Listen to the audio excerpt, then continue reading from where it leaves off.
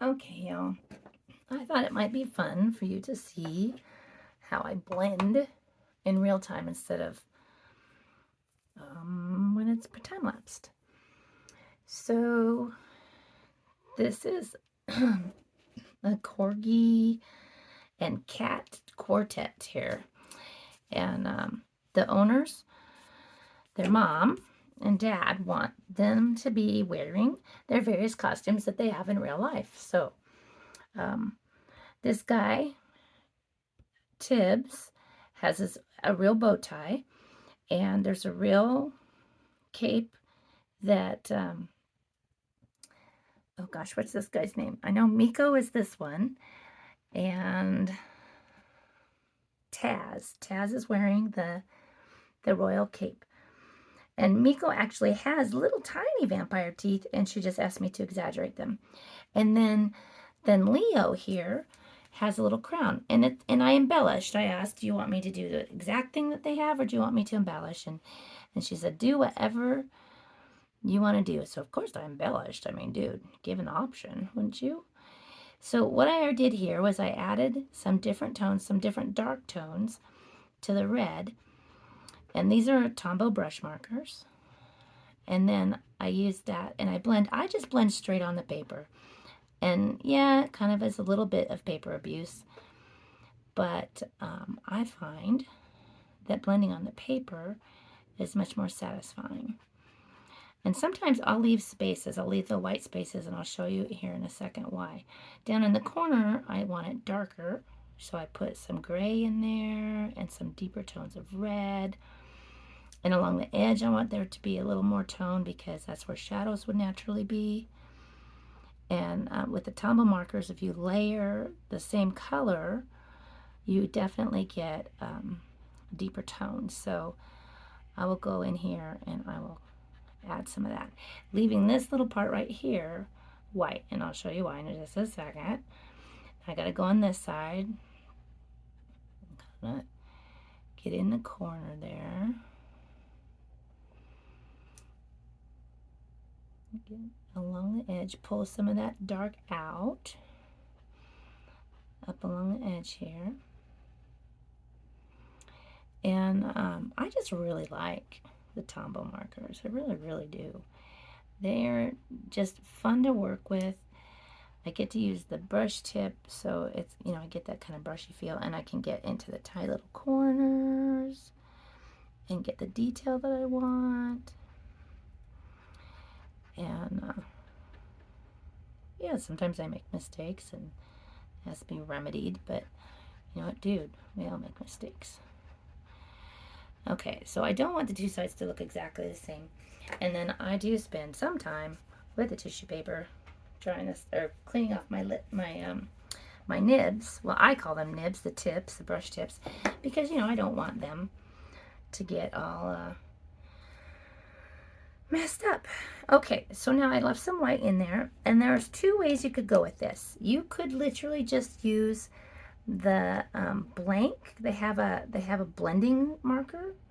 That's this. It's just a plain. It has the watercolor, and mine's permanently stained. I have a couple of them.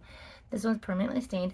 I could do that, but I want to kind of pull out some other tones, and so I have to decide what I want, what colors I want to pull out. And I have a color chart. Here's my color chart.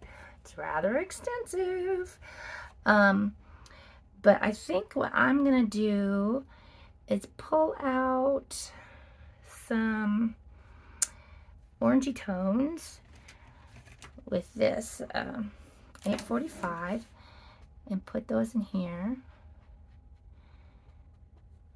just so that it's a different kind of red than exactly over here. Now obviously I put some purple in here because of this and red in here because of this, but I don't want them to perfectly match, because then I'm getting two matchy green squares, and who wants that?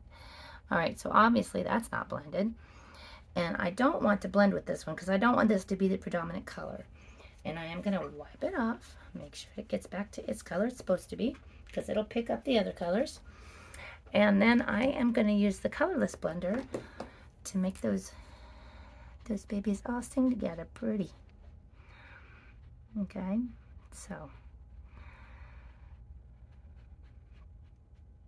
There you go. See, it's just like a little highlight in there now. And I'm going to clean this off because I just picked up a bunch of dark and I don't want that dark everywhere. I only want the dark in the spaces that I assigned it. Down here in the corner where there should be shadows anyway, along the creases where there should be shadows anyway. And then I wipe it off. I go in here like this, and I'm like, oh, okay, now I'm going to blend some of that in. You know, and if I want that to be highlighted a little bit more, and I gotta tell you, I don't know how other people use their Tombow markers. This is just how I do it, and some people may be going, oh, never. But then I go in like this. I'm like, oh, okay. And I just pick up the extra. Now you have to be careful, because dude, look, I could have just smeared the whole thing and screwed it all up. Dude, it is a dicey proposition, and I did get a little bit of smear here, but I'm just going to go inside then. A little bit of smear here going inside. So I do have a little bit of cleanup to do. Now, and this blending, look how much red is on that now. That's a lot. This is the colorless blender, right? Well, it colorless no more, let me tell you. But that's why I always keep a blank one that's really, really colorless. Let me see. Dude, where's my color? There we go. And this is a criticism that a lot of people have for the Tombows, is that their colorless blenders do stain. It's like, well, hello, if it stains, so what? As long as the stain isn't permanent, as long as that's going to clean up, and it will, because I've done this 80 million times. That's fine, because like, look, this one's stained, and it has no color. I can show you. There's no color. Okay, let's see, no color. Ooh, but I have some on my fingers. I have to keep aware of that. That would suck. I have done that before, ladies and gentlemen. I have absolutely marked things. Red is the last color I ever apply to a section. Oh gosh, it makes me so nervous when I add red, because I have so messed things up before. And I'm just going over this with the colorless blender, pushing towards that in one direction, because I am not working to blend this in, baby. See, and now it's all clean. There you go. Little cleanup. Aisle 5. There you go. Oh, look, and well, since I have the other one already stained, I will use it to finish the jewel here.